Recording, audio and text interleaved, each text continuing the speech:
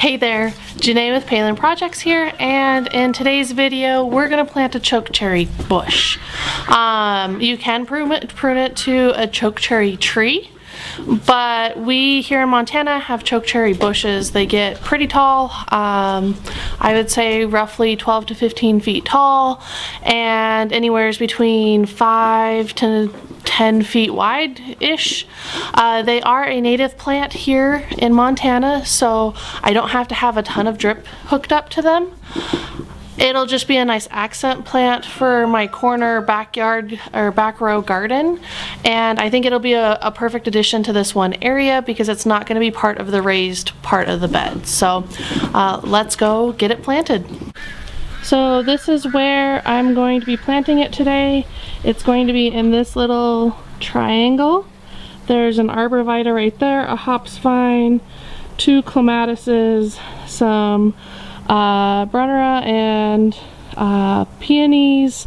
Hellebores are back there, and then this part is open for some new plantings as well. And then I have my bee balm, my bloomerang, and a sand cherry in the background. So I just think it'll be the perfect little addition to this area.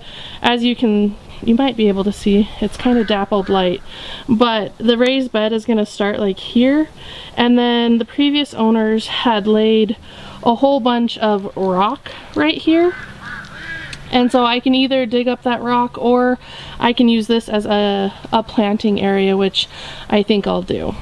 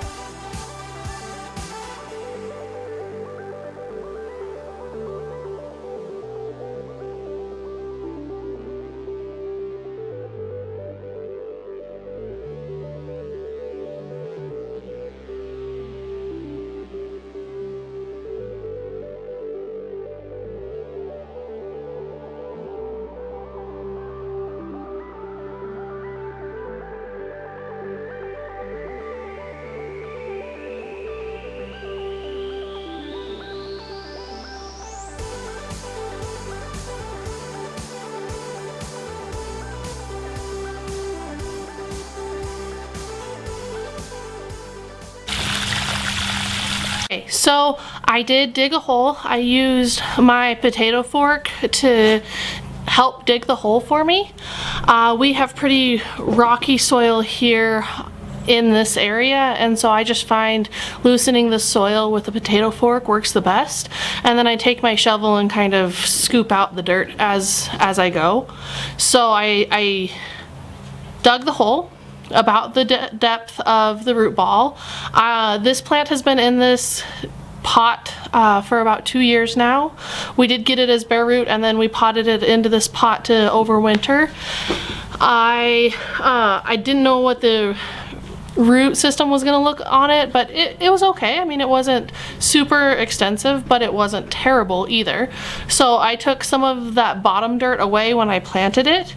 I didn't put any starter fertilizer in the hole because this is a Montana native plant. I figured native soil will work the best, and it typically grows in not so great areas anyways, so I figured it probably wasn't needed. I will fertilize it in the springtime with the plant tone like I do everything else, just to give it a boost. That's probably about it. No pruning is really needed.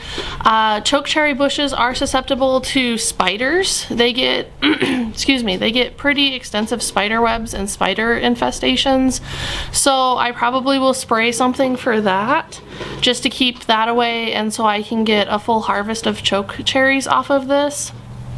Earlier in the year, I did plant chokeberries.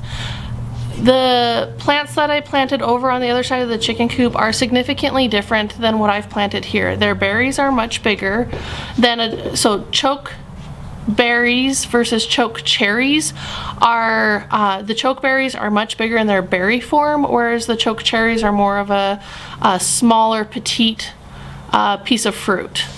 I wanted to plant a chokecherry because we like to eat chokecherry jam, and I could probably get all that I need off of one chokecherry plant, provided the birds don't get to it. They do turn kind of a dark purple, dark red purple. The sweetest chokecherries I've ever ate are like almost a purple, and they just fall off the branch. They're awesome, but if you do get a little bit of an unripened chokecherry, they are very bitter. They also have a small seed in the center that's pretty hard as well. So what we typically do is we'll probably pick 5 gallons worth of chokecherries every summer, and then we boil them and mash them down and take away all of those seeds, and then we just make them into jam or syrup or whatever we want for the year, and then can that. So that's honestly really why I wanted a chokecherry bush. I think it'll be a great addition to the back row. Again, it'll provide some much needed privacy over in that area because they do get fairly large and wide. I think that I planted it far enough away from the arborvitae that the arborvitae and everything will be pretty okay. I don't think I'll have to move anything for when that bush gets bigger. I might have to plant something other than a clematis on that trellis. I don't know if the clematis will get enough sun with that chokecherry bush there once it gets full maturity, but we'll cross that bridge when we come to it. You know, I didn't really pay too much attention to taking away the grass that's under it. When that bush gets bigger, it'll choke out all that grass, to be honest, so I'm not super worried about it at this time. So it was a pretty easy plant today, but I hope you enjoyed watching, and we'll see you in the next video. Bye.